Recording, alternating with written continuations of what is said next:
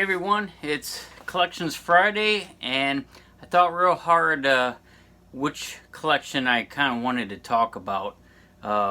Besides stamps, coins, I mean, I got a lot more, but I thought I'd give you a little history lesson and also tell you a little bit about my background. Um, uh, Probably had a lot of influence on my life later on, and that has to do with, believe it or not, arrowhead hunting and the Indian history here in Ohio. I include some photos of some of my collection anyway, and also some maps and a little bit of history about Northwest Ohio, and really has a lot of Indian history, especially at the beginning of our country's history, and dealing with the British, the French, the Indians, and then finally the War of 1812, and then the displacement of the Indian tribes in the 1830s here in Ohio. And it's interesting history. It's sad history. It's so much. If you really do a lot of digging, it's really a lot of history about the different cultures and how we've dealt with one another, religion. There's so much going on in Ohio and the border states, and with the rivers and stuff, and the forts and the trading. And as a kid, what got me going was we farmed in Wood County. And what you guys may not realize is Northwest Ohio, especially Wood County, is known for the Black Swamp, the big Black Swamp. It's huge, huge area. And from the glaciers, it was created, and basically the swamp was really part of the Great Lakes system. And as the waters rescinded back to what they are now, it was left with a lot of swamp area in the lowlands. Well, that of course became fertile farm ground in the 1800s for the German immigrants, which those were a lot of my family, and Irish too. Irish and Scottish, they came in the territory and they dug the canals and made the waterways for traveling and stuff.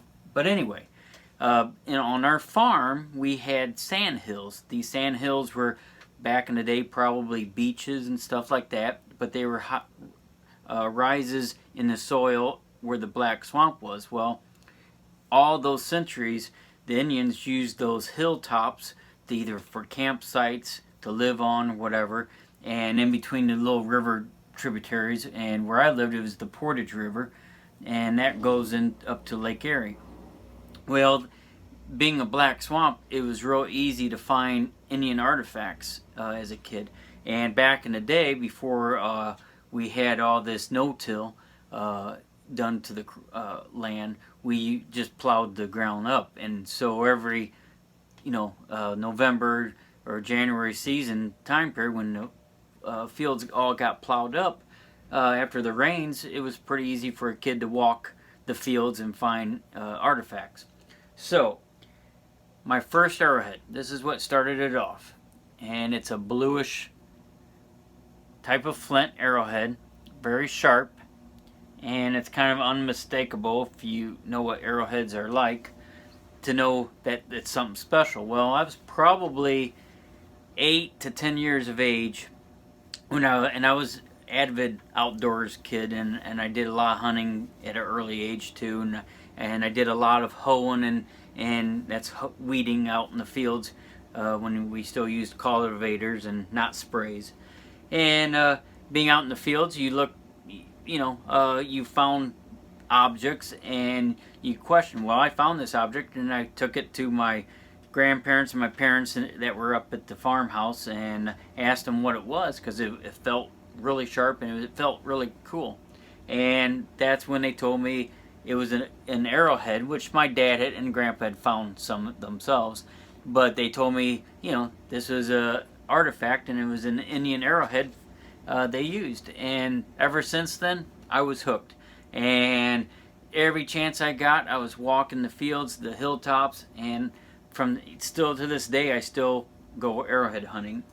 Now I take my kids, and I've got a lot of stuff, and it's just not from our farm. It's from all all over Northwest Ohio, even up at the Lake Erie. I've even done some beach combing, and so I've got a huge collection of artifacts. I've got pottery. I've got marbles and bone fragments that were used as tools. I got arrowheads, spearheads, hammerheads, axe heads. You know, that's the type of stuff that you find, and you'll see in some of the pictures that I show those are my collections, and it's been a lifetime of collecting, and I still collect. What will happen to my collection, I have no idea. I might be donated to the local museums. I don't know. My kids are really into it too, so maybe they'll get it and pass it on too. But with that arrowhead, I took a liking to history. I took a liking to our not only the American history, the Indian, American Native Indian history. You know, anything to do with trapping, trading, and the French, the Indian Wars, and then it kind of got my interest in the military, which I ended up going into the military, and I still, to this day, I love reading and doing history, local history, especially of the first pioneers and also the Indians and what they went through. It's really an interesting time period that I don't think our schools touch on enough. So that is my Collections Friday. I hope you enjoyed the information, and if you ever get a chance to go out and walk some farm fields, or all you gotta do is look for areas where inhabitants would have, you know, camped out. I mean, it's pretty simple, really. If you get a map out and then you look at your river systems and your streams, and you find the high ground, that's usually a good place to look for these type of artifacts. And really, it is saving history, because if not, it's going to be buried to time, or it'll be destroyed by farm equipment, which almost a lot of my stuff has been damaged somehow. So I think it's great that people go out and collect this stuff and keep it and pass it on. Give it to a museum, give it to family members, but whatever, keep it safe, pass it on. And I mean, truly, it is amazing, you know, if you think about the history and that another person made such things like this for tools and hunting and food and just survival. So anyway, thanks everyone. Have a great weekend, and I'll try to get some more, but that's my collections. And like I say, it's such a massive collection of different things. I just thought I'd do this one collection, and I'll make up for the other stuff later. Thanks.